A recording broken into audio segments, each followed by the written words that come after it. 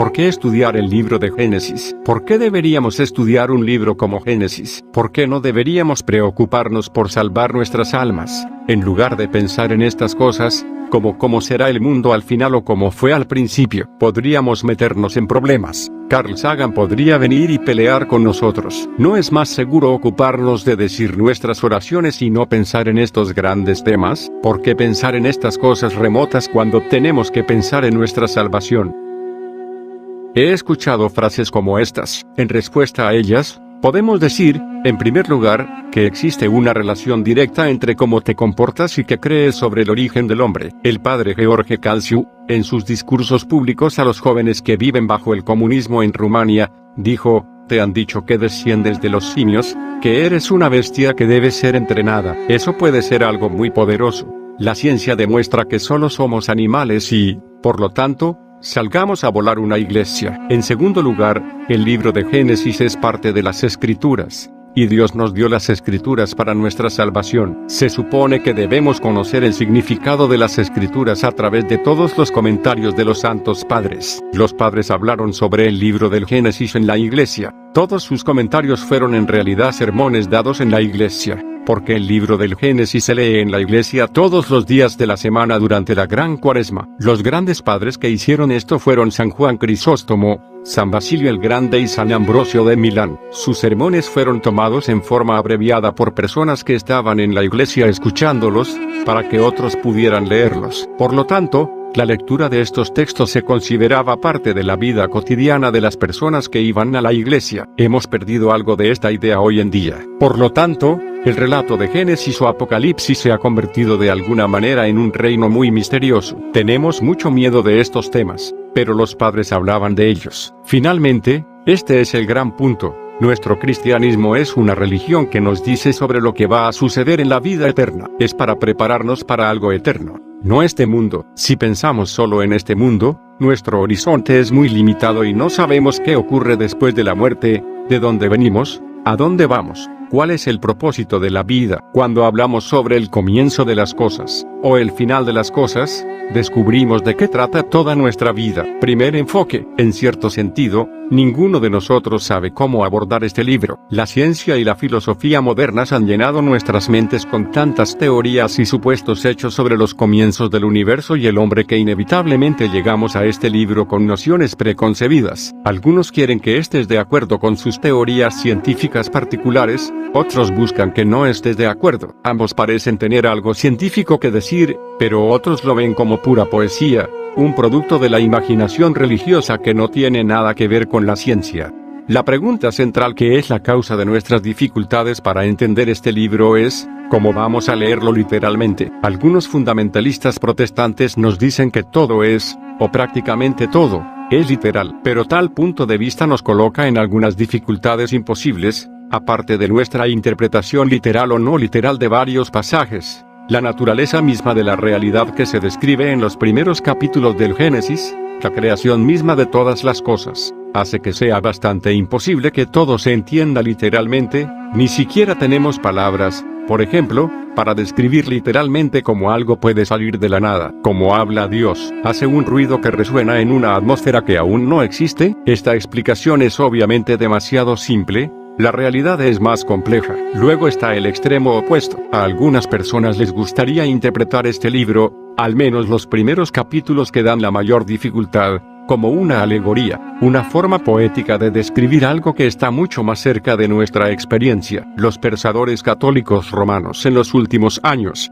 por ejemplo, han ideado algunas formas ingeniosas de explicar el paraíso y la caída del hombre, pero al leer estas interpretaciones, uno tiene la impresión de que respetan tan poco el texto del Génesis que lo tratan como un comentario primitivo sobre algunas teorías científicas recientes. Esto también es un extremo. San Juan Damasceno, el padre del siglo VIII, cuyas opiniones generalmente resumen la opinión patrística de los primeros siglos cristianos, hoy, a menudo, se encuentra una salida común entre estos dos puntos de vista. La declaración de una monja católica romana, que también es maestra, fue publicada recientemente bajo el título, Dios ayudó a crear la evolución. Ella dijo, la historia bíblica de la creación tiene un propósito religioso, contiene, pero no enseña, errores. La teoría evolutiva de la creación, en cambio, tiene un propósito científico, y la búsqueda de la verdad es asunto de astrónomos, geólogos, biólogos y similares. Esos dos propósitos son distintos y ambos ofrecen la verdad a la mente y al corazón humanos. Ella afirma que el Génesis proviene de tradiciones orales que estaban limitadas por los puntos de vista científicos de la época. Según este punto de vista,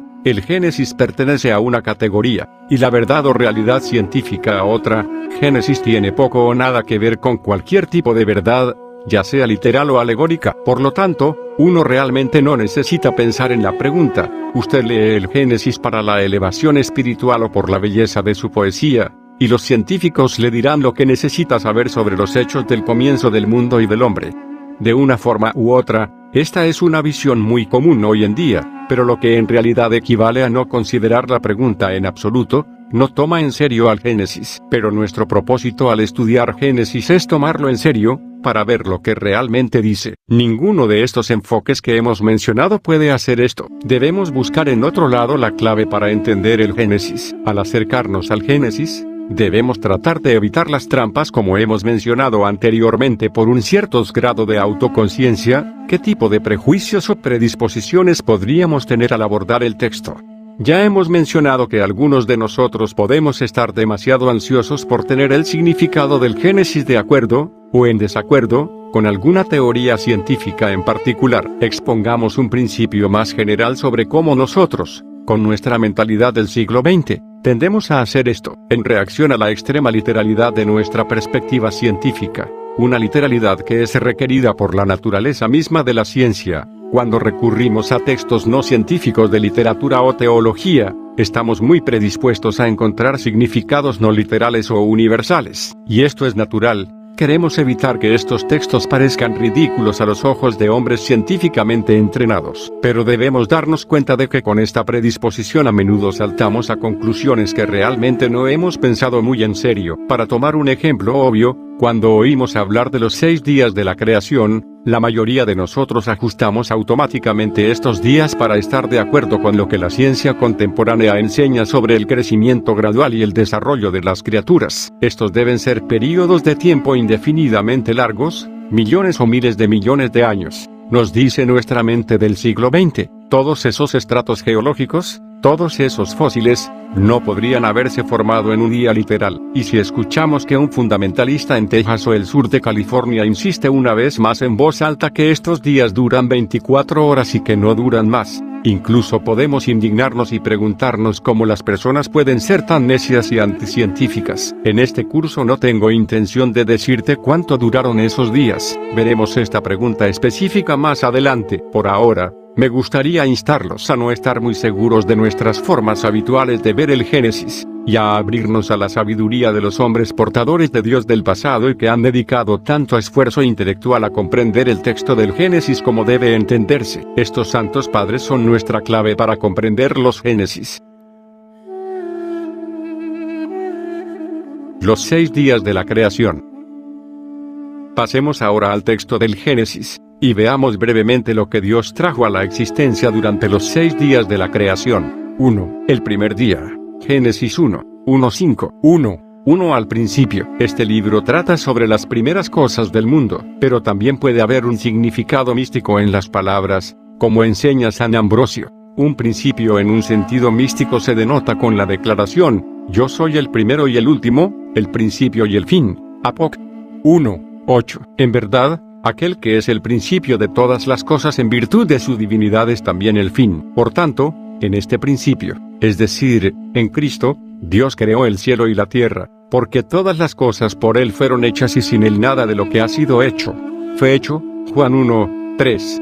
Los actos sucesivos de la creación comienzan con las palabras, y Dios dijo. San Basilio pregunta el significado de esto y nos responde: preguntemos cómo habla Dios. ¿Es a nuestra manera?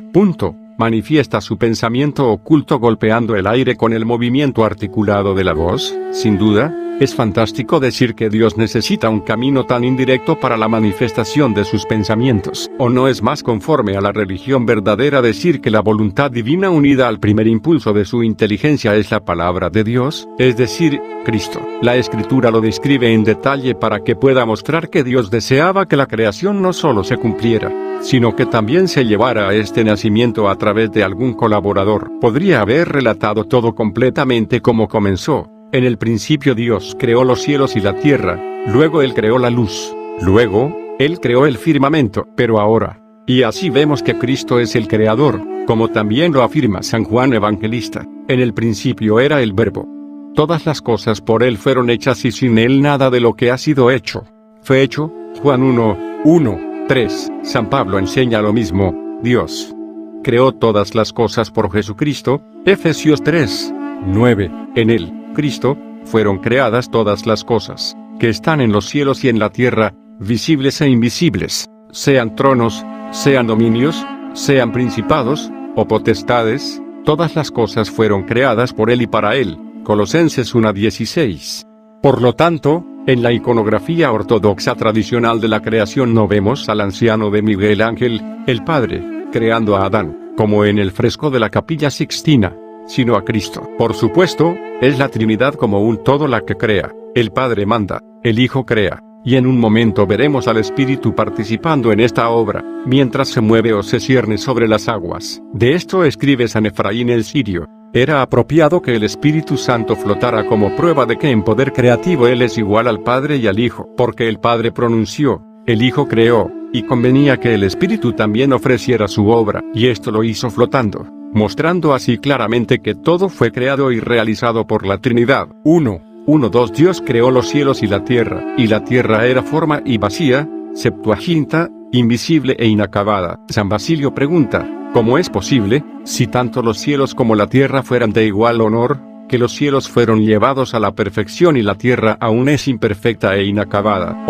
En resumen, ¿cuál fue la falta de preparación de la tierra, y por qué era invisible? Ciertamente, la perfecta condición de la tierra consiste en su estado de abundancia, el brote de toda clase de plantas, el brote de árboles altos tanto fructíferos como estériles, la frescura y fragancia de las flores, y todo lo que apareció en la tierra un poco más tarde por mandato de Dios de adornar a su madre. Dado que todavía no había nada de esto, la Escritura razonablemente lo describió como incompleto. Podríamos decir lo mismo también de los cielos, que aún no habían sido perfeccionados ni habían recibido el adorno adecuado, ya que aún no estaban iluminados por la luna ni por el sol, ni coronados por los coros de las estrellas, porque estas cosas aún no se habían hecho. Por lo tanto, no se desviará de la verdad si dice que los cielos también estaban incompletos. San Ambrosio habla de esta obra del primer día como la fundación del mundo. El buen arquitecto pone los cimientos primero, y luego, cuando los cimientos han sido puestos, traza las distintas partes del edificio, una tras otra, y luego añade la ornamentación. ¿Por qué Dios no concedió a los elementos al mismo tiempo que surgieron sus adornos apropiados, como si Él, en el momento de la creación, no pudiera causar los cielos inmediatamente para brillar con estrellas tachonadas y la tierra para vestirse de flores y frutos? Eso muy bien podría haber sucedido. Sin embargo, las Escrituras señalan que las cosas fueron creadas primero y luego ordenadas, para que no se suponga que en realidad no fueron creadas y que no tuvieron principio, como si la naturaleza de las cosas hubiera sido, por así decirlo. San Efraín dijo esto deseando mostrar que la vacuidad precedió a la naturaleza de las cosas. Entonces solo existía la tierra, y no había nada al lado de ella. 2 y tinieblas cubrían la faz del abismo. Las aguas del abismo fueron creadas junto con la tierra y sumergieron completamente la tierra. Esta es la causa de su apariencia inacabada. Los padres asumen que hubo una cierta luz creada con los cielos, ya que los cielos son la región de la luz. Pero si es así, las nubes que cubrían la tierra impedían que llegara a la tierra. San Efraín escribe, si todo lo creado, ya sea que se mencione su creación o no, fue creado en 6 días, entonces las nubes fueron creadas el primer día, porque todo tenía que ser creado en 6 días. Este es otro indicio, dicho sea de paso, de que el trabajo de los 6 días es distinto del trabajo creativo continuo de Dios después de eso, y que no podemos entenderlo proyectándolo desde nuestra experiencia actual. San Ambrosio rechaza específicamente la opinión de que la oscuridad aquí se refiere alegóricamente a los poderes del mal. 1. 2. Y el Espíritu de Dios se movía sobre la faz de las aguas. Aquí vemos la actividad de la tercera persona de la Santísima Trinidad en la creación. San Ambrosio escribe: aún estaba por llegar la plenitud de la operación en el Espíritu. Como está escrito, por la palabra del Señor fueron establecidos los cielos y toda su potencia por el Espíritu de su boca. Sal. 32. 6. El Espíritu se movió convenientemente sobre la tierra, destinado a dar fruto, porque con la ayuda del Espíritu contenía las semillas de un nuevo nacimiento que iban a germinar según las palabras del profeta: envía tu Espíritu y ello será creado y renovarás la faz de la tierra. Sal. 103. 32. San Efraín nos da una imagen hogareña de la actividad del Espíritu en el primer día. El Espíritu Santo calentó las aguas y las hizo fértiles y capaces de parir, como un pájaro cuando se sienta con las alas extendidas sobre sus huevos y con su calor les da calor y produce fertilidad en ellos. Este mismo Espíritu Santo representó para nosotros entonces una imagen del santo bautismo, en el que al moverse sobre las aguas da a luz a los hijos de Dios.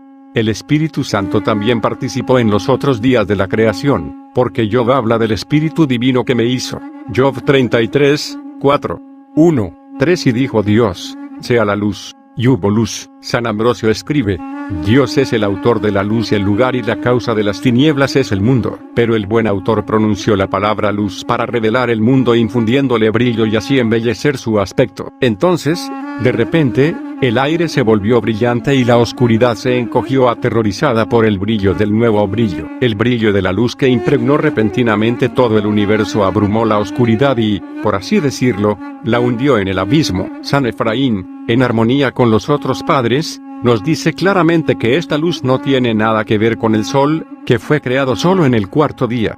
La luz que apareció en la tierra era como una nube brillante, o un sol naciente, o el pilar que iluminaba al pueblo hebreo en el desierto. En cualquier caso, la luz no podría dispersar la oscuridad que lo envolvía todo si no hubiera extendido por todas partes ni su sustancia ni sus rayos. Como el sol naciente, la luz original se derramaba por todas partes y no estaba encerrada en un solo lugar definido, dispersó la oscuridad sin tener ningún movimiento. Todo su movimiento consistió en su aparición y desaparición. Después de su repentina desaparición vino el dominio de la noche, y con su aparición este dominio terminó. Así, la luz produjo también los 3 días siguientes, ayudó a la concepción y al nacimiento de todo lo que la tierra iba a producir al tercer día. En cuanto al sol, cuando se estableció en el firmamento.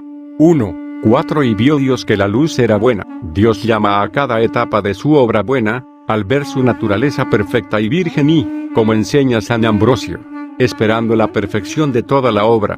Dios, como juez de toda la obra, previendo lo que va a suceder como algo terminado, elogia la parte de su obra que aún se encuentra en sus etapas iniciales, siendo ya consciente de su terminación. Alaba cada parte individual como adecuada. Lo que está por venir. 1, 4, 5. Y Dios separó la luz de las tinieblas. Dios llamó a la luz día, y a las tinieblas llamó noche. San Basilio comenta sobre este pasaje: Dios separó la luz de las tinieblas, es decir, Dios hizo que sus naturalezas fueran incapaces de mezclarse y en oposición, una a la otra, porque Él los dividió y separó con una gran distinción entre ellos, y llamó Dios a la luz día y a las tinieblas noche. Ahora, en adelante, después de la creación del sol, es de día cuando el aire es iluminado por el sol que brilla en el hemisferio sobre la tierra, y la noche es la oscuridad de la tierra cuando el sol está oculto. Sin embargo, no fue en ese momento de acuerdo con el movimiento solar, pero fue cuando esa primera luz creada fue difundida y nuevamente atraída según la medida ordenada por Dios. Llegó el día y sucedió la noche. 1, 5. Y fue la tarde y la mañana, un día. San Basilio continúa: la tarde, entonces, es una línea divisoria común entre el día y la noche, e igualmente, la mañana es la parte de la noche que linda con el día. Por lo tanto, para dar la prerrogativa de la generación anterior al día, Moisés mencionó primero el límite del día y luego el de la noche, ya que la noche seguía al día. La condición en el mundo antes de la creación de la luz no era la noche, sino la oscuridad. Lo que se oponía al día se llamaba noche.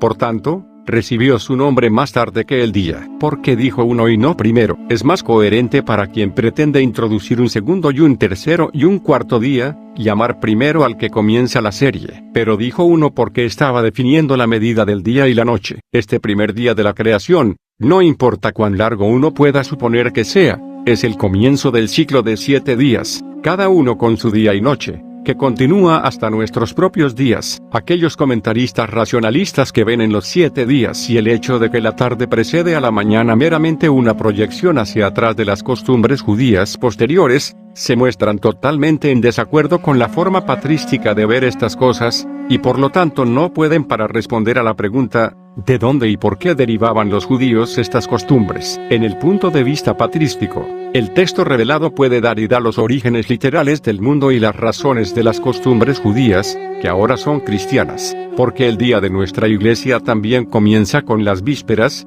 el servicio vespertino.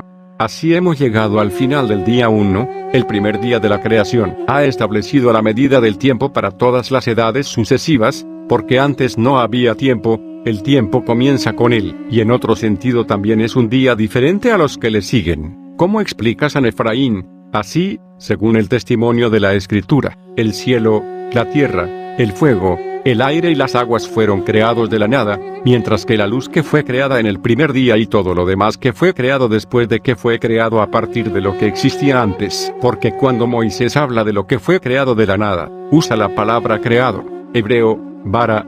Dios creó los cielos y la tierra, y aunque no está escrito que el fuego, las aguas y el aire fueron creados, tampoco se dice que fueron producidos a partir de lo que existía antes, y por tanto, también ellos son de la nada, como el cielo y la tierra son de la nada. Pero cuando Dios comienza a crear a partir de lo que ya existía, la Escritura usa una expresión como esta, Dios dijo, hágase la luz, y el resto. Y si se dice, Dios creó los grandes monstruos marinos, antes de esto se dice lo siguiente, que las aguas produzcan enjambres de seres vivientes. Por lo tanto, solo los 5 tipos de creaciones mencionados anteriormente se crearon de la nada, mientras que todo lo demás se creó a partir de lo que ya se había creado de la nada. Las 5 creaciones que menciona San Efraín son los 4 elementos de los cuales, según la definición de la ciencia antigua, todo en la tierra consiste, además del cielo. Uno no tiene que aceptar esta forma particular de analizar la creación para ver que de hecho hay algo fundamental en el primer día de la creación, contiene los comienzos de todo lo que vendrá después. Uno podría especular sobre dónde está el asunto real vino de para las criaturas vivientes, los cuerpos celestes y otras creaciones de los siguientes 5 días. ¿Fue creado recientemente de la nada, o fue realmente solo una transformación de materia preexistente? Pero este sería un ejercicio inútil que, en ningún caso, contradeciría la verdad de que la estructura básica y la materia de la creación se hicieron en el primer día. El trabajo de los próximos 5 días es menos radical que el del primer día, es más una configuración que una creación en el sentido estricto. La mera idea de creación de la nada o del no ser distingue claramente el relato del Génesis del de todos los mitos y especulaciones paganas sobre la creación. En este último, es una especie de demiurgo o dios modelador quien forma el mundo a partir de la materia ya existente, que, como dicen los santos padres, también es una especie de dios. Génesis describe lo absoluto principio de todo el mundo, no su desarrollo a partir de algo ya existente, incluso las creaciones de los 5 días siguientes, como veremos, aunque surjan de la materia ya creada, son algo radicalmente nuevo que no puede entenderse como un mero desarrollo de la materia primera creada. Las especulaciones de los pensadores modernos que intentan rastrear el mundo hasta alguna materia en última instancia simple que se desarrolla por sí misma pueden considerarse afines a las antiguas especulaciones paganas. La radicalidad de la explicación del Génesis está más allá de ambos, precisamente porque proviene de la revelación de Dios y no de las conjeturas y proyecciones de los hombres. El cristiano que comprende el carácter absoluto de la obra creadora de Dios en los 6 días ve la creación presente con ojos diferentes que quien la ve como un desarrollo gradual o evolución de la materia primordial, ya sea que se entienda esta última como creada por Dios o como autoexistente. En el último punto de vista, el mundo se ve como naturalmente lo que es, y uno puede rastrearlo hasta formas cada vez más simples, cada una de las cuales puede entenderse naturalmente, pero en la primera visión, la visión del Génesis, uno se coloca ante los 2 polos radicales de la existencia, lo que ahora es, y la nada absoluta de la que vino, de repente y solo por la voluntad de Dios. Solo nos queda una pregunta más sobre el primer día. ¿Dónde encaja la creación del mundo de los ángeles? Moisés describe la creación únicamente del mundo visible, cuando se creó el mundo invisible de los seres espirituales. Algunos padres piensan que están incluidos en la creación del cielo, otros no son tan específicos, pero saben que también fueron creados al principio. San Basilio enseña, de hecho, existía algo, como parece, incluso antes de este mundo, que nuestra mente puede alcanzar mediante la contemplación, pero que no se ha investigado porque no está adaptado a los que son principiantes y aún niños en comprensión. Esta era una cierta condición más antigua que el nacimiento del mundo y propia de los poderes supramundanos, una más allá del tiempo, eterna, sin principio ni fin. En él, el creador y productor de todas las cosas perfeccionó las obras de su arte, una luz espiritual adecuada a la bienaventuranza de los que aman al Señor. Las naturalezas racionales e invisibles, y toda la ordenada disposición de las criaturas espirituales que sobrepasan nuestro entendimiento y de las cuales es imposible incluso descubrir los nombres. Estos llenan completamente la esencia del mundo invisible. De manera similar, San Ambrosio escribe, los ángeles, dominaciones y poderes, aunque comenzaron a existir en algún momento, ya existían cuando se creó el mundo, porque todas las cosas fueron creadas, las visibles y las invisibles, sean tronos o dominaciones o principados o poderes. Todas las cosas, se nos dice, han sido creadas por y para él. Col. 1:16. De hecho, Dios le dijo a Job, cuando se hicieron las estrellas, todos mis ángeles me alabaron a gran voz. Job 38:7. Septuaginta. Veremos en el sexto día cómo Adán fue tentado por Satanás, y por lo tanto sabemos que la batalla de los orgullosos ángeles en el cielo, como se describe en el Apocalipsis 12:7-8, ya se ha librado antes de esa fecha, y Satanás haya caído como un rayo. Lucas 10:18.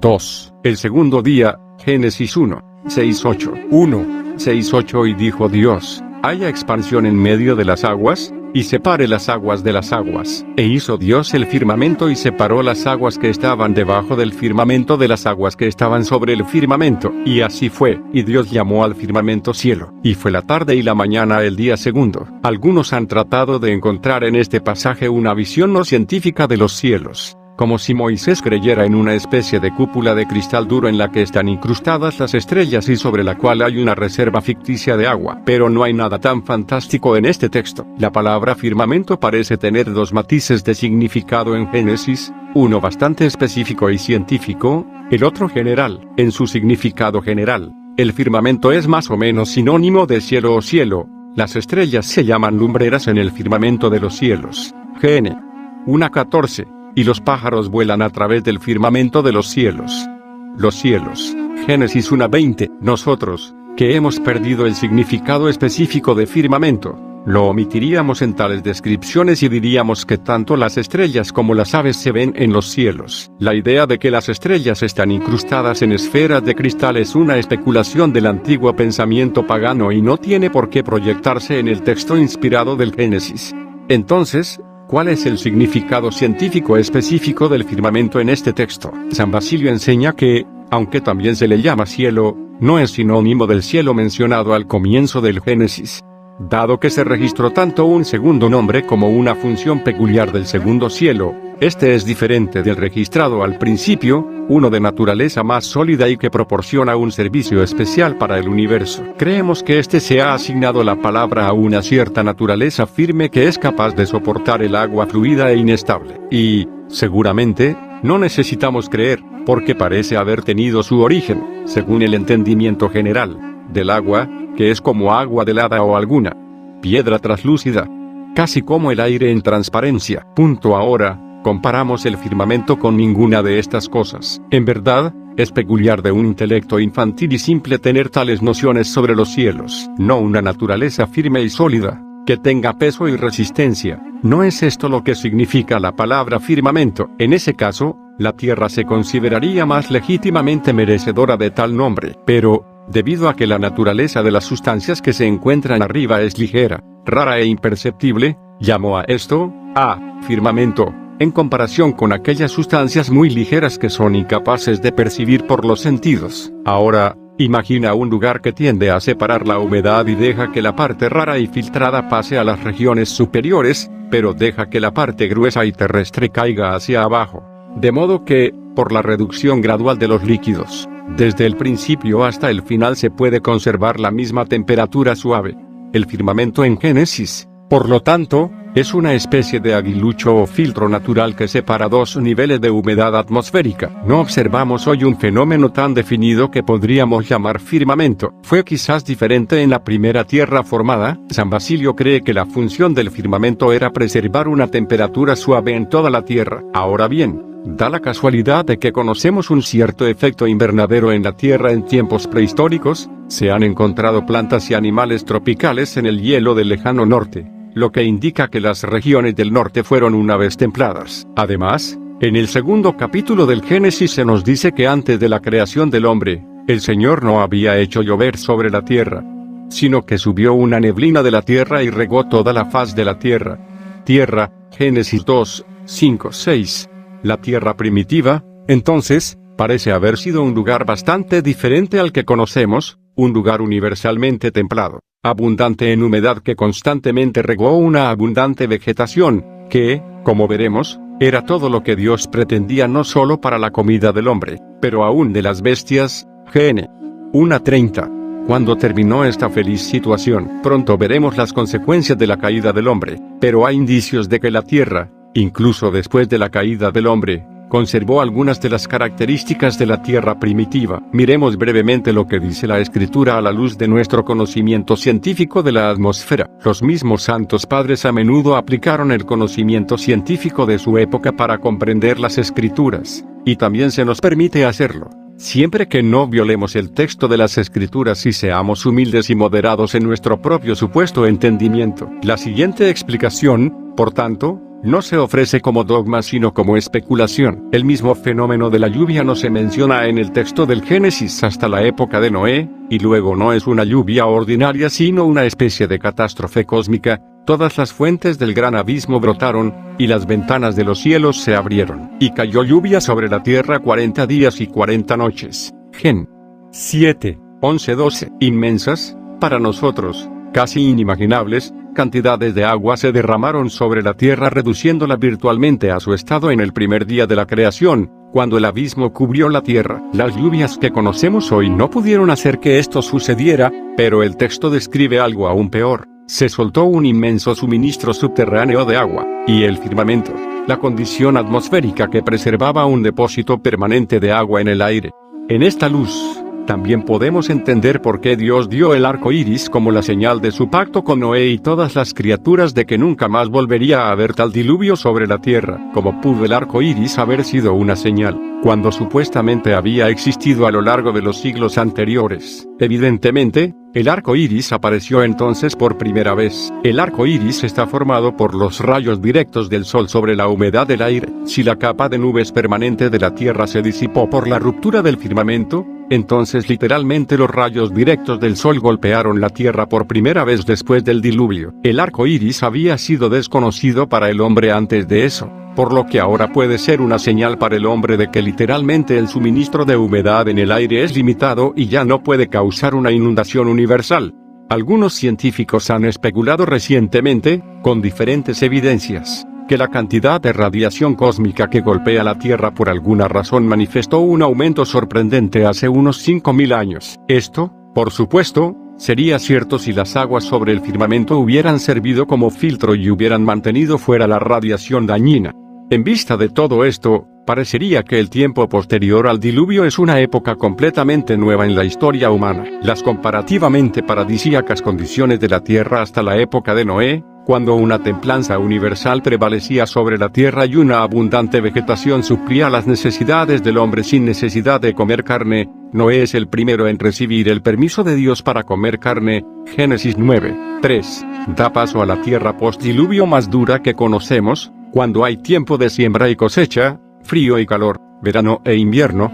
Génesis 8:22. Y los hombres ya no viven más de 100 años como Adán y los primeros patriarcas, pero muy rápidamente se reducen a los 70 u 80 años, que es el límite general de nuestra vida incluso hasta ahora. 3. El tercer día, Génesis 1, 9-13, 1. 9:10 Y dijo Dios, se junten las aguas debajo de los cielos en un solo lugar, y aparezca la tierra seca. Y así fue. Dios llamó a la tierra seca tierra, ya las aguas que se juntaron las llamó mares. Y vio Dios que estaba bien. En cada día de la creación se da un mandato que se convierte en la ley de la naturaleza para siempre a partir de entonces. Desde el primer día comienza la sucesión del día y la noche, y a partir del tercer día, las aguas comienzan su incesante movimiento. Así, se ordenó al elemento agua que fluyera, y nunca se cansa cuando esta orden lo impulsa incesantemente. Es tentador para nosotros, en el orgullo de nuestro conocimiento científico, especular sobre el cómo de este evento. Las aguas fluyeron hacia reservorios subterráneos, se levantó la tierra, la escritura no dice y por eso los santos padres dicen poco sobre este tema. San Ambrosio escribe, lo que él realmente ha hecho, que no he aprendido del claro testimonio de las escrituras, lo paso como un misterio, no sea que, acaso, suscite otras preguntas a partir incluso de este punto. Sin embargo, sostengo de acuerdo con las escrituras, que Dios puede extender las regiones bajas y las llanuras abiertas, como ha dicho, iré delante de ti y nivelaré los montes. Is. 45. 2. Sobre esta misma cuestión del cómo de la creación, San Gregorio de Nisa enseña, en cuanto a la cuestión de cómo llegó a existir una sola cosa, debemos eliminarla por completo de nuestra discusión, incluso en el caso de cosas que están al alcance de nuestro entendimiento y de las que tenemos una percepción sensible, sería imposible para la razón especulativa captar el cómo de la producción del fenómeno, tanto es así, que incluso hombres inspirados y santos han considerado insolubles tales cuestiones. Por ejemplo, el apóstol dice, por la fe entendemos que los mundos fueron formados por la palabra de Dios, de modo que lo que se ve no es hecho de lo que aparece. 11:3. El apóstol afirma que es objeto de su fe que fue por la voluntad de Dios que se enmarcó el mundo mismo y todo lo que en él hay. Por otra parte ha dejado fuera de la investigación él, en todo lo que tiene que ver con los 6 días de la creación, por lo tanto, los santos padres ofrecen pocas conjeturas, y siempre son provisionales, sobre cómo creó Dios, e igualmente debemos abstenernos de proyectar nuestro conocimiento del cómo de la creación actual, en la pequeña medida en que lo conocemos, al mundo creado por primera vez. La tierra seca apareció por orden de Dios y no por algún proceso natural. San Ambrosio escribe, se dispuso que la tierra, según todas las apariencias, habría sido seca por la mano de Dios en lugar de por el sol, porque la tierra en realidad se secó antes de que el sol fuera creado. Por tanto, David también distinguió el mar de la tierra, refiriéndose al Señor Dios, porque el mar es suyo, y él lo hizo, y sus manos hicieron la tierra seca. Sal. 94, 5.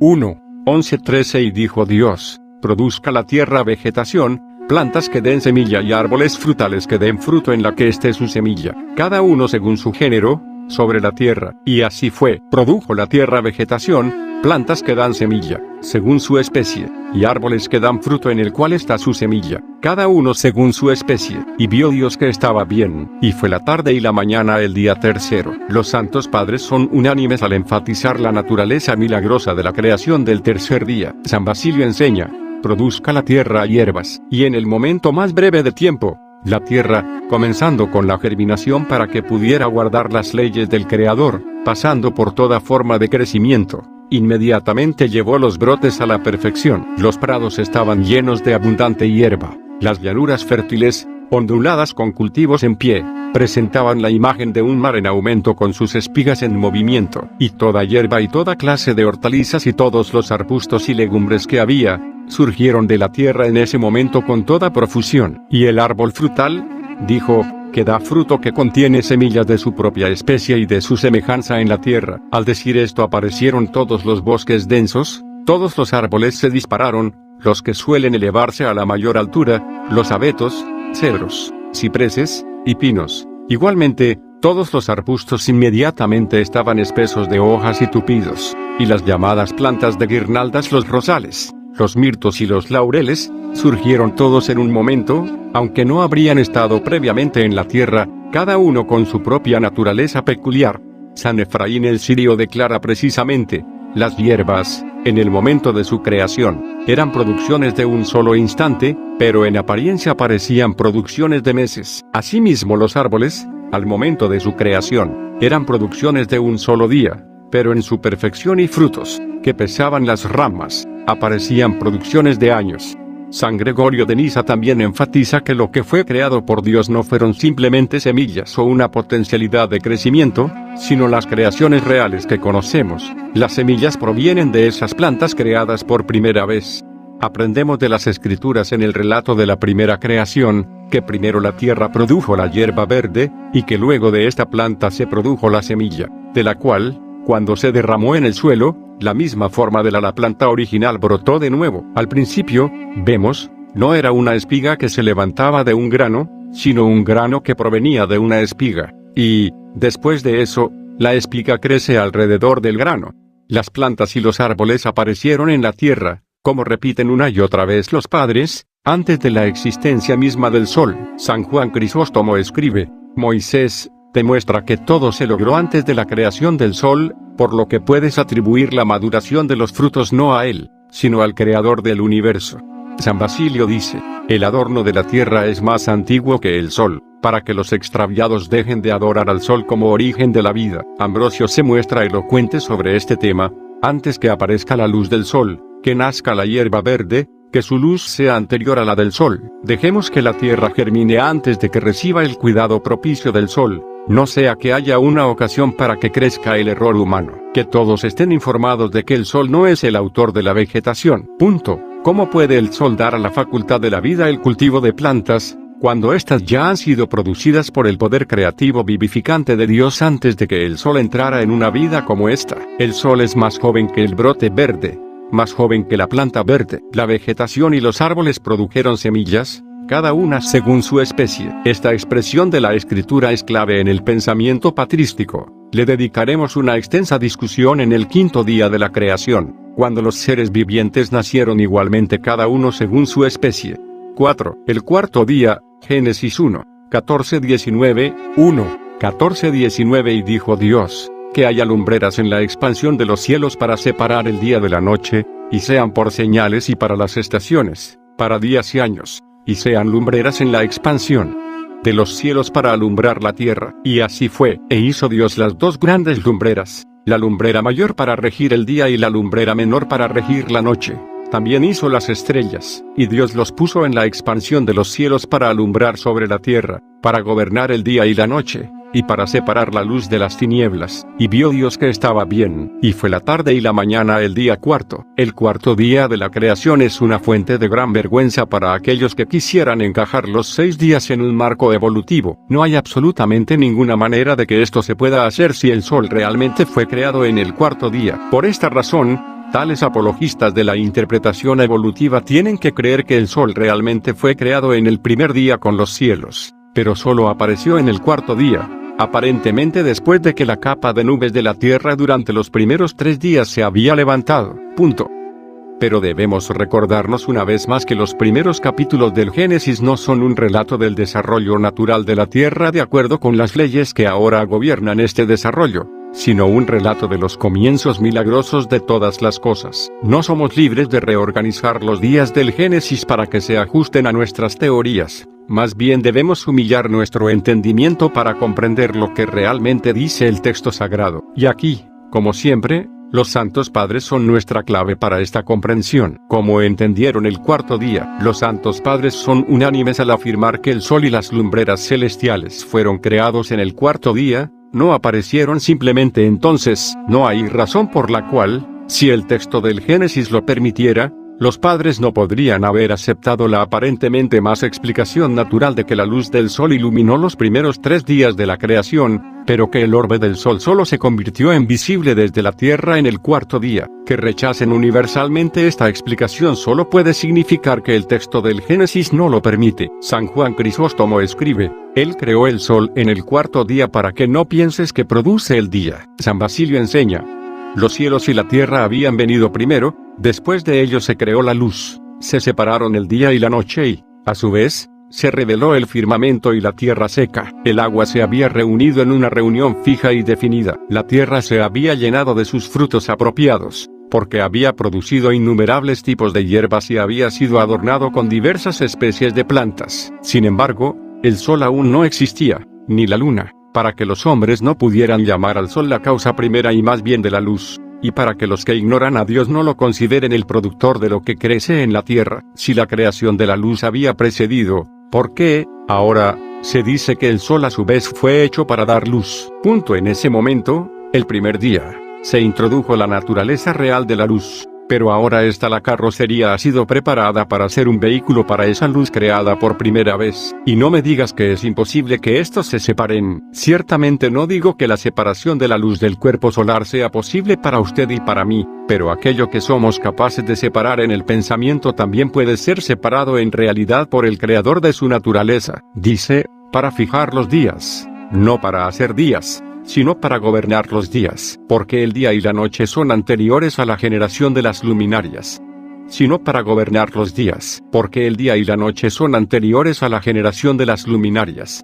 Sino para gobernar los días, porque el día y la noche son anteriores a la generación de las luminarias. San Ambrosio hace especial énfasis en este punto. Mire primero el firmamento de los cielos que se hizo antes del sol. Mira primero a la tierra que comenzó a ser visible y ya estaba formada antes de que el sol pusiera su apariencia. Mira las plantas de la tierra que precedieron en el tiempo a la luz del sol. La zarza precedió al sol, la brizna de hierba es más vieja que la luna. Por lo tanto, no crea que ese objeto es un Dios al que se considera que se prefieren los dones de Dios. Han pasado 3 días. Mientras tanto, nadie ha buscado el sol, sin embargo, el brillo de la luz se ha evidenciado en todas partes, porque también el día tiene su luz, que es en sí misma la precursora del sol. La idea de que la vida en la tierra desde el principio dependía del sol, e incluso que la tierra misma proviene del sol, es una idea reciente que no es más que una simple suposición, ni siquiera tiene conexión directa con la verdad o falsedad de la llamada evolución de la vida en la tierra, debido a que los hombres en los últimos siglos han estado buscando una explicación nueva y natural del origen del mundo.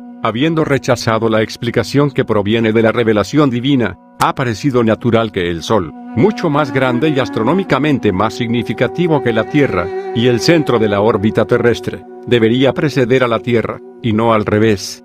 Pero la revelación divina, según la interpretación de los santos padres, nos dice lo contrario, que la Tierra es lo primero, tanto en el tiempo como en el significado, y el sol en segundo lugar. Si nuestras mentes no estuvieran tan encadenadas a las modas intelectuales de la época, si no tuviéramos tanto miedo de ser persados detrás de los tiempos, no tendríamos tanta dificultad en abrir nuestras mentes a esta explicación alternativa de los comienzos del mundo. En el punto de vista bíblico patrístico, la tierra, como el hogar del hombre, el pináculo de la creación de Dios, es el centro del universo. Todo lo demás, sin importar cuál sea la explicación científica de su estado y movimiento actual, o la inmensidad física del mismo en comparación con la Tierra, es secundario y fue hecho por el bien de la Tierra, es decir, para el hombre. Nuestro Dios es de tal poder y majestad que no necesitamos dudar de que en un solo ejercicio momentáneo de su poder creativo Él trajo a la existencia esta Tierra entera, grande para nosotros, pero solo una mota en todo el universo, y eso en otro momento de su poder hizo toda la inmensidad de las estrellas del cielo. Podría hacer mucho más que eso si quisiera. En el texto inspirado del Génesis, nos ha dejado el esquema más simple de lo que hizo. En nuestros días se ha puesto de moda y es fácil creer que todo evolucionó, por leyes absolutamente uniformes que ahora podemos observar, a partir de una mancha primordial de energía o materia. Si uno necesita a Dios para explicar algo, ¿es solo para ser el creador de esta mancha, o el iniciador del Big Bang que supuestamente ha producido todo lo que existe? Hoy se requiere una mente más amplia, menos encadenada a la opinión pública, para comenzar a ver la enormidad de los actos creativos de Dios como se describe en Génesis. Los santos padres, las mentes más sofisticadas y científicas de su tiempo, pueden ser los desencadenantes de nuestras mentes encadenadas. Pero seguramente, podría preguntarse, las creaciones de Dios deben tener sentido también desde el punto de vista natural. Entonces, ¿por qué Dios creó un cuerpo tan enorme como el Sol para servir a un cuerpo tan pequeño como la Tierra? ¿No podría haber conservado esta energía y hacer un Sol más acorde con la escala de la Tierra? Se podría, por supuesto, concebir un sol mucho más pequeño que el que conocemos y mucho más cercano a la Tierra, conservando su tamaño aparente visto desde la Tierra. Pero tal sol gastaría su energía muchas veces más rápidamente que nuestro sol actual. Evidentemente, Dios hizo el sol del tamaño y la distancia de la Tierra que necesita para darle a la Tierra la cantidad de luz y color que necesita para mantener la vida hasta el final de esta era, cuando el sol se oscurecerá. Mat. 24:29. También podemos ver otra razón mística por el hecho de que la luz precede al sol en los días de la creación. Es cierto que aquí no tenemos padres para citar, y ofrecemos esta interpretación como nuestra propia opinión. Veremos a continuación que la separación del hombre en hombre y mujer no era parte de la imagen original en la que Dios lo creó, y sabemos que no será parte de la naturaleza del hombre en el reino eterno de los cielos, porque en la resurrección ni se casan ni se dan en matrimonio, sino que son como los ángeles de Dios en el cielo. Mat. 22:30. Más bien, Dios hizo la división en masculino y femenino previendo la caída del hombre y que el crecimiento de la humanidad requeriría un modo de generación apasionado.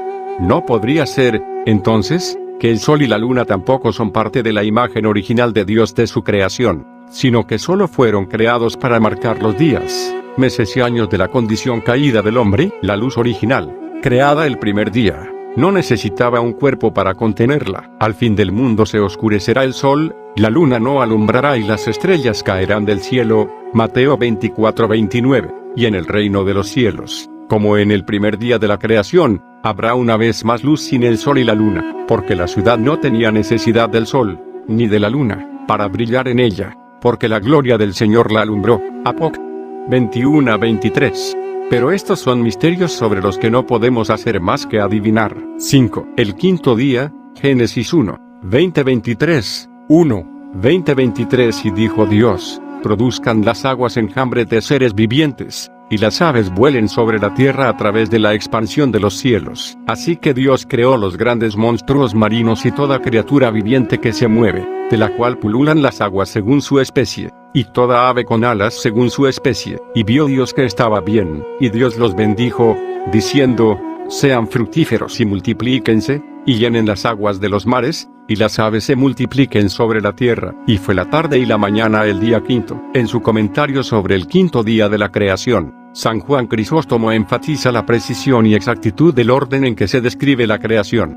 El bendito Moisés, instruido por el Espíritu de Dios, nos enseña con tanto detalle, para que sepamos claramente tanto el orden como el camino de la creación de cada cosa. Si Dios no se hubiera preocupado por nuestra salvación y no hubiera guiado la lengua del profeta, habría bastado decir que Dios creó el cielo, la tierra, el mar y los seres vivientes, sin indicar tampoco el orden de los seres vivientes, los días o lo que fue creado antes y lo que fue después. Pero Él distingue tan claramente tanto el orden de la creación como el número de días, y nos instruye sobre todo con gran condescendencia, para que nosotros, llegando a conocer toda la verdad, ya no haría caso de las falsas enseñanzas de aquellos que hablan de todo según sus propios razonamientos, sino que podrían comprender el poder indecible de nuestro Creador. Así, en el quinto día, escribe: así como dijo de la tierra solamente, produzca, y apareció una gran variedad de flores, hierbas y semillas, y todo ocurrió solo por su palabra. Así también aquí dijo: produzca las aguas enjambres de criaturas vivientes, y que los pájaros vuelen sobre la tierra a través del firmamento de los cielos. E instantáneamente hubo tantas clases de cosas que se arrastran, tanta variedad de pájaros, que no se pueden contar con palabras. San Basilio escribe: toda el agua se apresuró a cumplir el mandato de su Creador, y el gran e inefable poder de Dios produjo inmediatamente una vida eficaz y activa en criaturas de las que ni siquiera se podría enumerar las especies, tan pronto como la capacidad de los seres vivientes que se propagan llegaron a las aguas por medio de su mandato. Y San Ambrosio: a esta orden, las aguas inmediatamente derramaron su descendencia. Los ríos estaban en labor, los lagos produjeron su cuota de vida, el mar mismo comenzó a tener todo tipo de reptiles. No podemos registrar la multiplicidad de los nombres de todas aquellas especies que por orden divina cobraron vida en un momento de tiempo. En el mismo instante nacieron la forma sustancial y el principio de vida. La ballena, así como la rana, nacieron al mismo tiempo por el mismo poder creativo. Aquí, como en la creación de todos los seres vivos, Dios crea el primero de cada tipo. Dios ordena que nazcan los primogénitos de cada especie, semillas, por así decirlo, de la naturaleza, y su número está controlado por progenie sucesiva, siempre que deben aumentar y volverse numerosos. San Basilio. Examinemos aquí, por tanto, el significado de la expresión, repetida en cada uno de los 3 días en que se crea la vida, cada uno según su especie.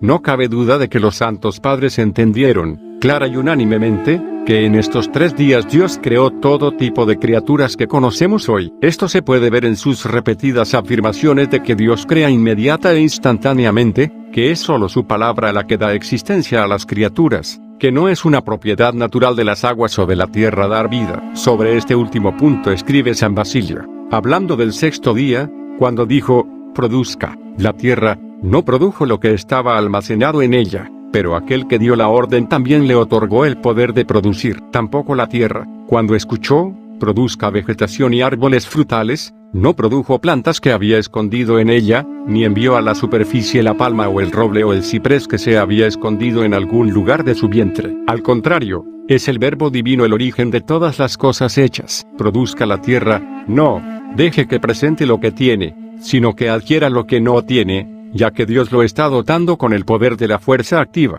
Los santos padres tienen una enseñanza muy definida sobre los tipos de creación. Solo recordemos aquí que no necesitamos definir con precisión los límites de estos tipos. Las especies de la taxonomía moderna, la ciencia de la clasificación, son a veces arbitrarias y no corresponden necesariamente a las clases del Génesis. Pero en general se podría decir que los padres entienden como incluidos en una especie aquellas criaturas capaces de producir una descendencia fértil, como se verá a continuación. San Basilio enseña que los tipos del Génesis, excepto, por supuesto, aquellos que pueden haberse extinguido, mantienen su naturaleza hasta el final de los tiempos. No hay nada más cierto que esto, que cada planta tiene semilla o existe en ella algún poder generativo, y esto explica la expresión de su propia especie, porque el retoño de la caña no es fruto de un olivo, pero de la caña sale otra caña, y de semillas plantas de primavera relacionadas con las semillas sembradas. Así, lo que la tierra produjo en su primera generación se ha conservado hasta nuestros días, ya que las especies persistieron en constante reproducción. Y además, la naturaleza de los objetos existentes, puestos en movimiento por una orden, pasa por la creación sin cambio, por la generación y la destrucción, preservando la sucesión de los tipos a través de la semejanza, hasta que llega al final. Engendra un caballo como sucesor de un caballo, un león de un león y un águila de un águila, y continúa conservando a cada uno de los animales por sucesiones ininterrumpidas hasta la consumación del universo. Ningún período de tiempo hace que las características específicas de los animales se corrompan o se extingan, pero, como recién establecida, la naturaleza, siempre fresca, se mueve con el tiempo. De manera similar, San Ambrosio enseña, en la piña la naturaleza parece expresar una imagen de sí misma, conserva sus propiedades peculiares que recibió de ese mandato divino y celestial, y repite en la sucesión y orden de los años su generación hasta que se cumpla el fin de los tiempos.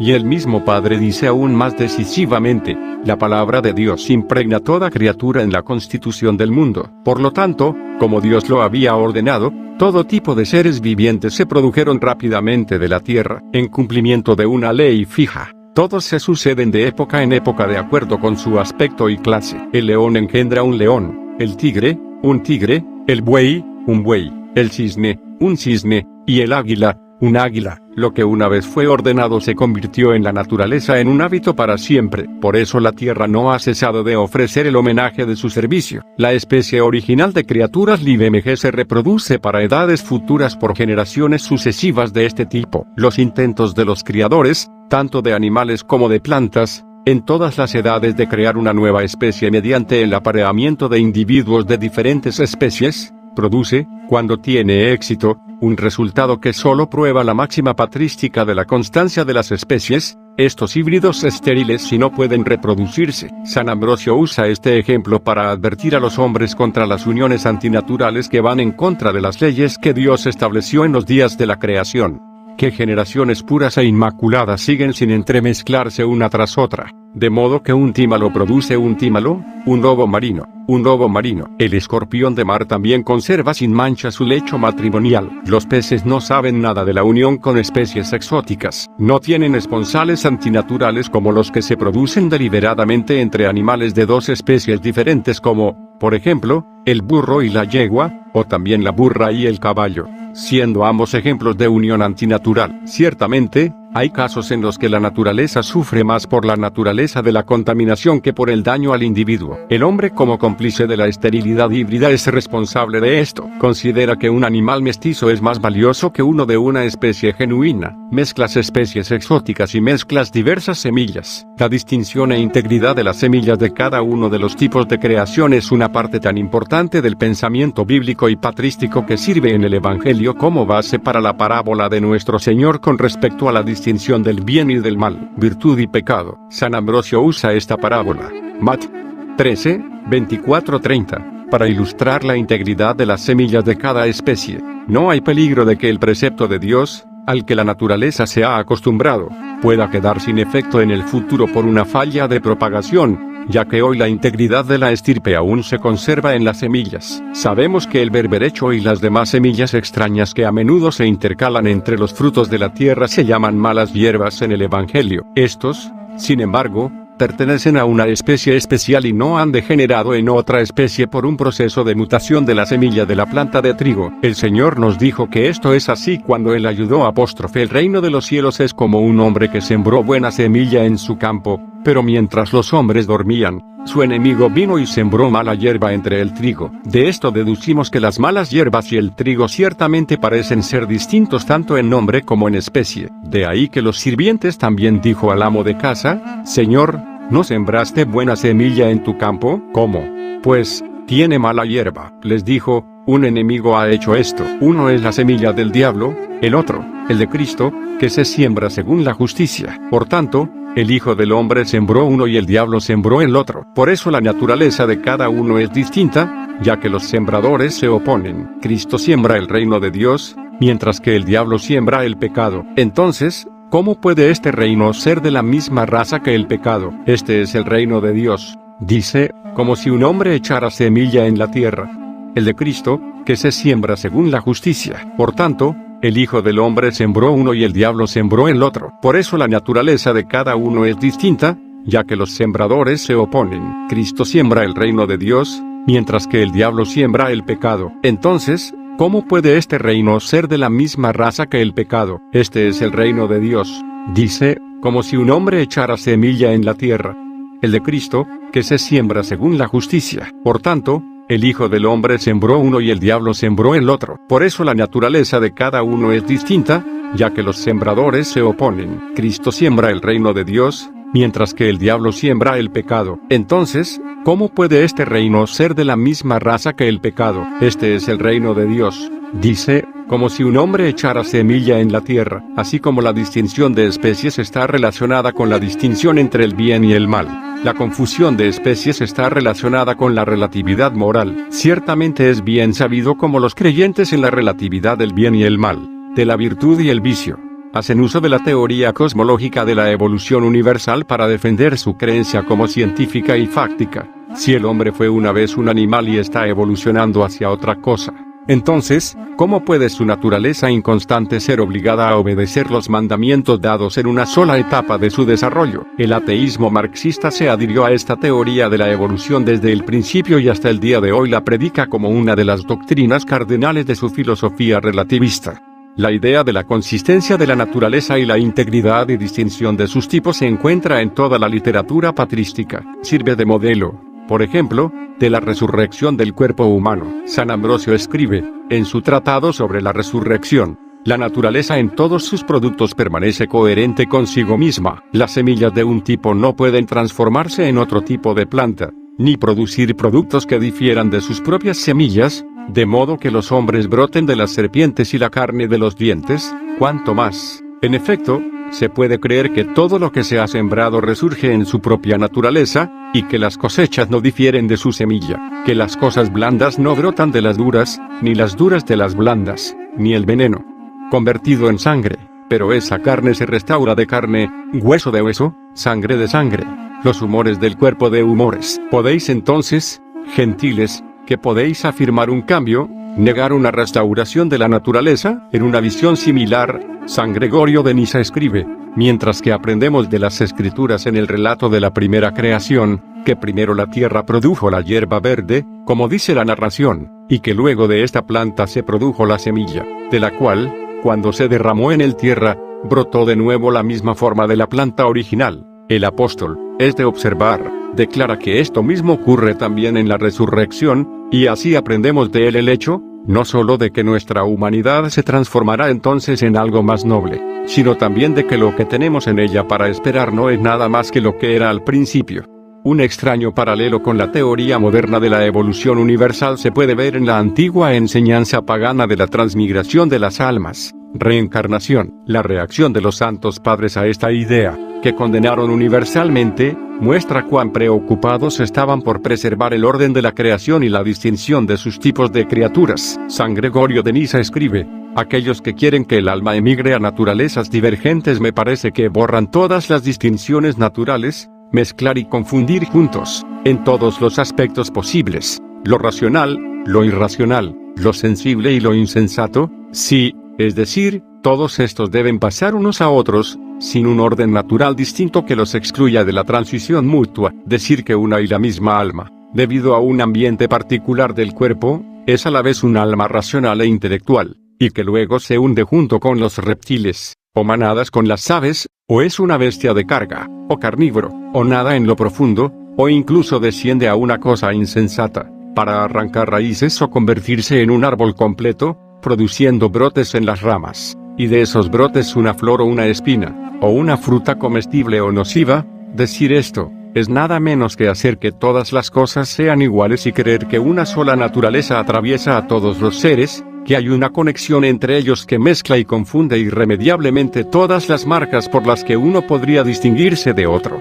La idea de que una sola naturaleza atraviesa a todos los seres, por supuesto, se encuentra en el corazón de la teoría de la evolución universal. Erasmo Darwin, el abuelo de Charles, ya había apuntado la especulación científica en esta dirección a fines del siglo XVIII. Tal idea es profundamente ajena al pensamiento bíblico y patrístico. 6. El sexto día, Génesis 1, 24-31, 1, 24-25. Y dijo Dios: produzca la tierra seres vivientes según su género, bestias y reptiles y animales de la tierra según su género. Y así fue. E hizo Dios animales de la tierra según su especie, y ganado según su especie, y todo animal que se arrastra sobre la tierra según su especie. Y vio Dios que estaba bien. La enseñanza de los santos padres sobre la creación de los animales terrestres en el sexto día hace poco más que repetir lo que ya se ha dicho sobre los demás seres vivientes. Así, escribe San Efraín, la tierra, por orden de Dios, enseguida produjo reptiles, bestias del campo, criaturas de presa y animales domésticos, todos los que fueron necesarios para el servicio de aquel que, en ese mismo día, transgredió el mandamiento de su Señor. San Basilio enseña: el alma de las bestias brutas no emergió después de haber estado escondida en la tierra, sino que fue llamada a existir en el momento de la orden. Con este acto de creación, todo está listo para la aparición del hombre, que será el Señor de todo. Pero esta magnífica creación no es meramente para el uso práctico del hombre. Hay algo místico en ello, siendo la buena creación del Dios todo bueno. Puede hacer que nuestras mentes se acerquen a Él. San Juan Crisóstomo escribe: Dios creó todo no solo para nuestro uso, sino también para que, al ver la gran riqueza de sus creaciones, nos asombremos del poder del Creador y comprendamos que todo esto fue creado con sabiduría y bondad indecible para el honor del hombre. ¿Quién iba a aparecer?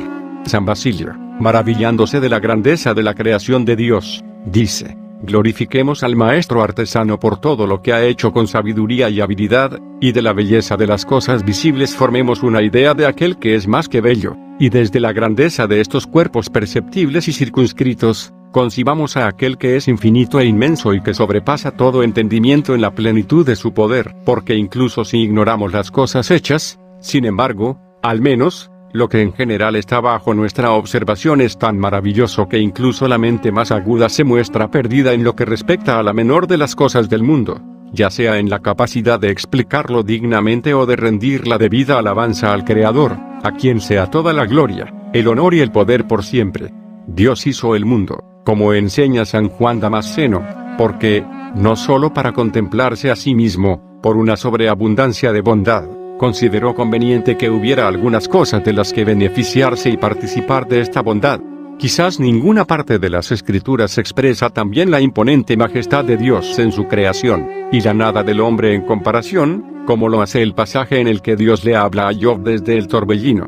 ¿Dónde estabas tú cuando fundé la tierra? Dime ahora, si tienes conocimiento. ¿Quién fijó sus medidas? Si lo sabes. ¿O quién tendió sobre ella un cordel? ¿En qué están sujetos sus anillos? ¿Y quién es el que puso sobre él la piedra angular? Cuando se formaron las estrellas, todos mis ángeles me alabaron a gran voz, y cerré el mar con puertas. Cuando se precipitó, saliendo del vientre de su madre, e hice una nube con su vestido y lo envolví en niebla, y le puse límites, rodeándolo de rejas y puertas. Y le dije, hasta aquí vendrás, pero no irás más allá, sino que tus olas serán confinadas dentro de ti. Ordené la luz de la mañana a tu tiempo, y la estrella de la mañana vio entonces primero su lugar designado, para apoderarse de los extremos de la tierra, para echar fuera de ella a los impíos. ¿O tomaste arcilla de la tierra y formaste un ser viviente y lo pusiste con poder de palabra sobre la tierra? Job 38, 4-14. Septuaginta. El relato del Génesis de la creación del hombre se da en dos relatos,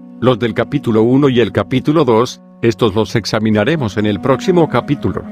2, 1, 3 fueron, pues, acabados los cielos y la tierra, y todo el ejército de ellos, y en el séptimo día Dios terminó la obra que había hecho, y reposó el séptimo día de toda la obra que había hecho. Entonces Dios bendijo el séptimo día y lo santificó, porque en él descansó Dios de toda la obra que había hecho en la creación. De esto, el reposo sabático de Dios desde la creación. Escribe San Juan Crisóstomo, la Divina Escritura indica aquí que Dios descansó de sus obras. Pero en el Evangelio Cristo dice, mi Padre hasta ahora trabaja, y yo trabajo. Juan 5, 17. Al comparar estos enunciados, ¿no se encuentra en ellos una contradicción? Que no sea así, en las palabras de la Divina Escritura no hay contradicción alguna. Cuando la Escritura aquí dice, Dios descansó de todas sus obras, nos instruye de ese modo que en el séptimo día dejó de crear y de traer de la no existencia a la existencia. Pero cuando Cristo dice, mi Padre hasta ahora obra, y yo obro, nos indica así su providencia ininterrumpida, y llama obra a la preservación de lo que existe, el darle continuidad, de existencia, y el gobierno de ella en todo momento. De lo contrario, ¿cómo podría existir el universo? Al ver la maravilla de lo que sucede todos los días en lo que nos hemos acostumbrado a llamar naturaleza, el desarrollo, por ejemplo, de una planta, un animal o incluso un ser humano completamente maduros a partir de una pequeña semilla, no podemos evitar ver el continuo actividad creadora de Dios. Pero esto no es todo lo mismo que la creación de los 6 días,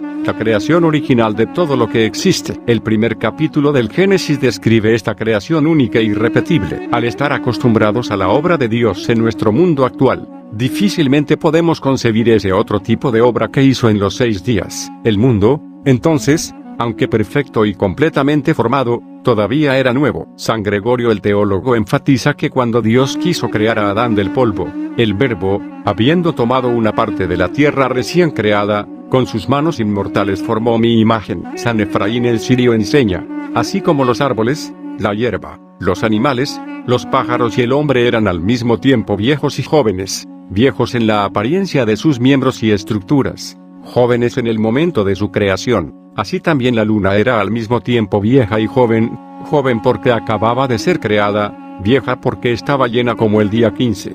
San Efraín y otros padres enfatizan esta novedad al afirmar su creencia de que el mundo fue creado en la primavera. San Ambrosio une el suyo con el hecho de que entre los hebreos el año comenzaba en la primavera. Él creó el cielo y la tierra en el momento en que comenzaban los meses, momento a partir del cual es apropiado que el mundo naciera. Luego vino la suave temperatura de la primavera, una estación apta para todo. En consecuencia, el año también tiene el sello de un mundo que nacerá. Para mostrar que la creación del mundo tuvo lugar en la primavera, la Escritura dice, este mes será para vosotros el principio de los meses. Es para ti el primero en los meses del año. Ex.